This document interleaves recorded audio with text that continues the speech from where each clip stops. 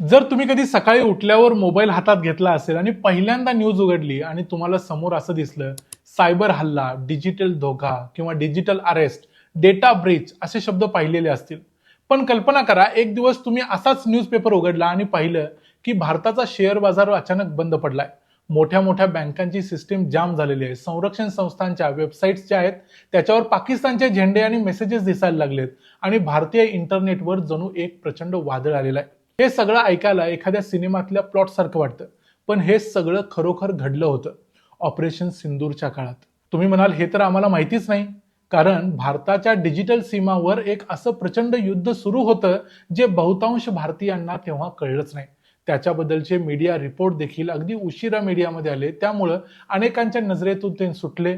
भारताने पाकिस्तानला ऑपरेशन सिंदूरच्या लढाईत रणमैदानात पाणी पाजलंच, पण या सायबर वॉरमध्ये देखील भारतानं पाकिस्तानचा कसा पराभव केला ते आजच्या या व्हिडिओमध्ये आपण पाहणार आहोत. मी आहे रणजित यादव आणि तुम्ही पाहताय द मराठी बाणा. पहलगामच्या दहशतवादी हल्ल्यानंतर भारताच्या सायबर स्पेसमध्ये जणू एखाद्या बॉम्बस्फोटासारखी ऍक्टिव्हिटी सुरू झाली.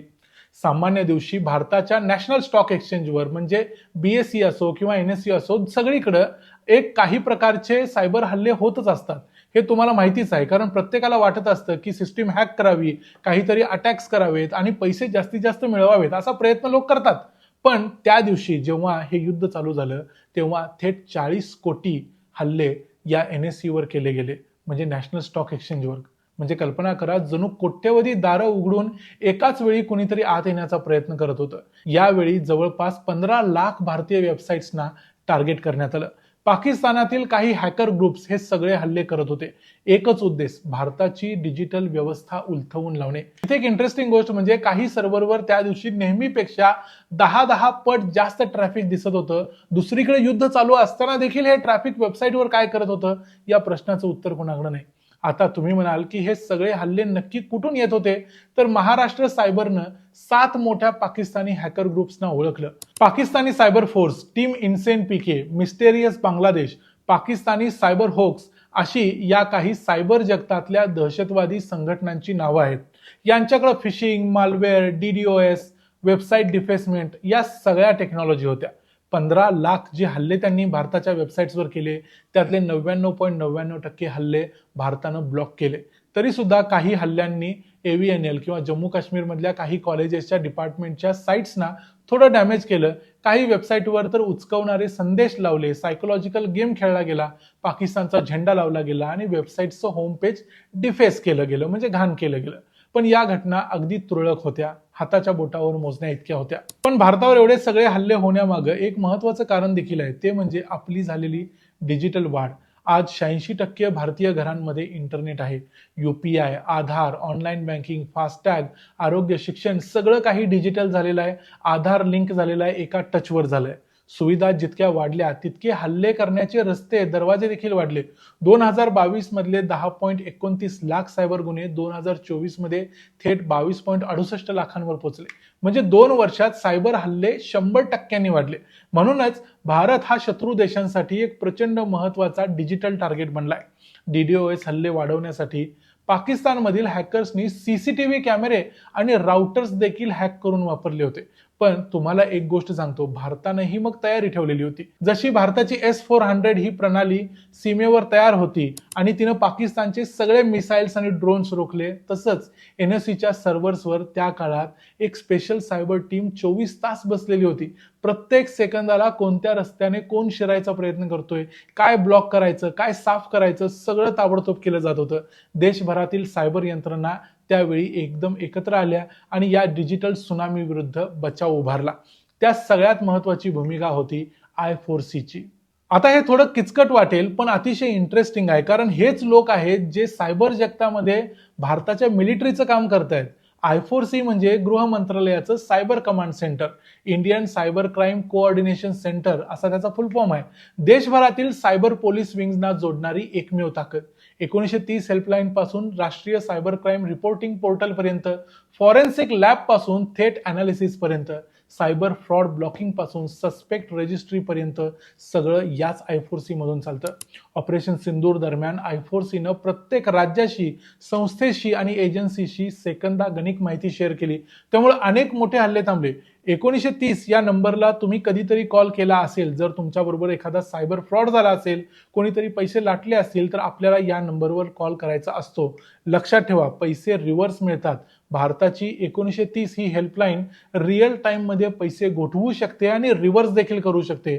फार कमी देशांकडे अशी ताकद आहे. त्यामुळे तुमच्याबरोबर जर कधी फ्रॉड आजपर्यंत झाला नसेल, भविष्यात झाला तर 1930ला कॉल करायचा.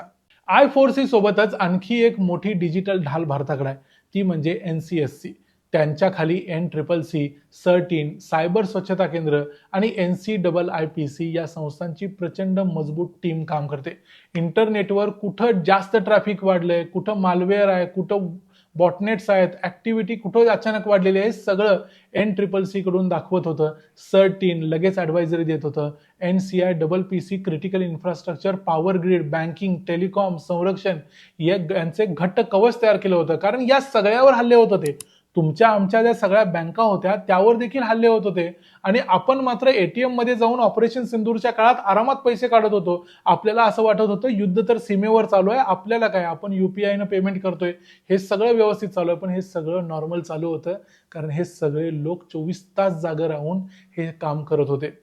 सरकारनेही सायबर सुरक्षेला मग मोठा बूस्ट दिलाय. 2025-26च्या बजेटमध्ये तब्बल 782 कोटी सायबर सुरक्षेसाठी ठेवलेले आहेत. जवळजवळ 9.5 लाख फसवी सिम कार्ड ब्लॉक केलेले आहेत. 2.63 लाख फेक IMEI ब्लॉक केलेले आहेत. लवकरच येणाऱ्या नॅशनल सायबर सिक्युरिटी पॉलिसी 2025 मध्ये AI मधून होणारे नवे हल्ले, मोठ्या डिजिटल ड्रिल्स आणि फॉरेन्सिक अपग्रेडेशनला अतिशय जास्त महत्त्व दिलं जाणार आहे. 2024 मध्ये फक्त I4C या कमांड सेंटरमुळे बँका आणि टेलिकॉम कंपन्यांनी शेकडो कोटींचे डिजिटल फ्रॉड वाचवलेले आहेत आणि रिव्हर्स देखील केलेले आहेत. ऑपरेशन सिंदूर दरम्यान भारताच्या सायबर यंत्रणांनी ज्या वेगानं काम केलं, तो वेग पाहून अनेक देशांनी ही घटना केस स्टडी म्हणून वापरलेली आहे. म्हणजे भारताच्या लोकांनी जे काम केलं या काळामध्ये, जसे 40 कोटी हल्ले थोपवले, 15 लाख वेबसाईट्स वाचवल्या, हे काही साधं काम नाही. त्यामुळे जगातले इतर देश देखील याचा अभ्यास करतायत केस स्टडी म्हणून, की कसं या लोकांनी हे सगळं करून दाखवलं. ही सगळी टीम जणू शत्रू बरोबर रणांगणात त्याच्या प्रत्येक पावलावर नजर ठेवून लढत होती. आणि शेवटी भारताने एक गोष्ट इथं सिद्ध करून दाखवली, भविष्यातली युद्धे ही बंदुका, टँक आणि बॉम्बची नसतील. आता तरी टँकची कुठं युद्ध होतात, सगळं एअरफोर्सनंच युद्ध खेळली जातात. पहिलं महायुद्ध होतं, त्याच्यामध्ये कितीतरी वर्ष लोक ट्रेंच खोदून बसलेली होती, तो जमाना गेला. सेकंड वर्ल्ड वॉर मध्ये पॅटर्न टँक्स वापरले जायचे, त्या पॅटर्न टँक्सनी अख्खं युद्ध गाजवलं. जर्मनीच्या तोफा या सगळ्यांनी युद्ध गाजवलं होतं. पण आता तो जमाना मागं पडलाय. आता भविष्यातलं युद्ध असणार आहे ते डेटा, कोड, नेटवर्क यांचा वापर करून लढलं जाईल आणि भारत त्या युद्धासाठी पूर्णपणे तयार आहे. I4C, NCSC, CERT-IN किंवा NCIIPC आणि देशभरातील हजारो सायबर वॉरियर्स यांच्या मेहनतीमुळं, हे सगळी जी एक भारताची सायबर मिलिटरी आहे, यांच्यामुळं भारताचा डिजिटल कणा आधीपेक्षा आता जास्त मजबूत आहे. हल्ले पुढेही होतील, पण भारताचं डिजिटल इन्फ्रास्ट्रक्चर, ते कवच प्रत्येक हल्ल्यानंतर आणखी लोखंडी आणि मजबूत होत चाललेलं आहे. ऑपरेशन सिंदूरमध्ये भारताने पाकिस्तानचे जे एअरबेस उडवले, जे दहशतवादी तळ उडवले, मुझफ्फरनगर पासून मुरिदके असो किंवा बहावलपूर असो, या सगळ्या गोष्टींची न्यूज आपल्याला त्या वेळेला मिळत होती. भारताच्या सैन्याचं आपण कौतुक देखील केलं, पण या सगळ्या डिजिटल जगात चालू असलेल्या युद्धाबद्दल मात्र आपण पूर्णपणे अनभिज्ञ होतो. या लोकांचं आपण कौतुक करायला विसरलो. तुम्हाला या सायबर मिलिटरीची किंवा सायबर सैनिकांची माहिती होती का? माहिती असेल तर आम्हाला कमेंट्समध्ये जरूर सांगा. हा व्हिडिओ तुम्हाला कसा वाटला? या व्हिडिओमध्ये आणखी एक महत्त्वाची गोष्ट तुम्हाला सांगायला पाहिजे, की या ज्या वेबसाईट्सची नावं मी सांगितली, ही जी लिंक सांगितली, याच्या सगळ्या लिंक मी कमेंट्समध्ये आणि याच्या डिस्क्रिप्शनमध्ये देऊन ठेवतोय, जेणेकरून तुम्हाला जर कधी त्याचा वापर करायची वेळ आली, एखादा फ्रॉड तुमच्या समोर दिसत असेल किंवा घडेल असं तुम्हाला वाटत असेल, तर तुम्ही जरूर या संस्थांशी संपर्क साधू शकता. हा व्हिडिओ कसा वाटला ते आम्हाला कमेंट्समध्ये जरूर सांगा. व्हिडिओला लाईक करा, चॅनलला सबस्क्राईब करा आणि पुन्हा भेटू पुढच्या व्हिडिओमध्ये. तोपर्यंत पाहत रहा द मराठी बाणा. जय हिंद, जय महाराष्ट्र.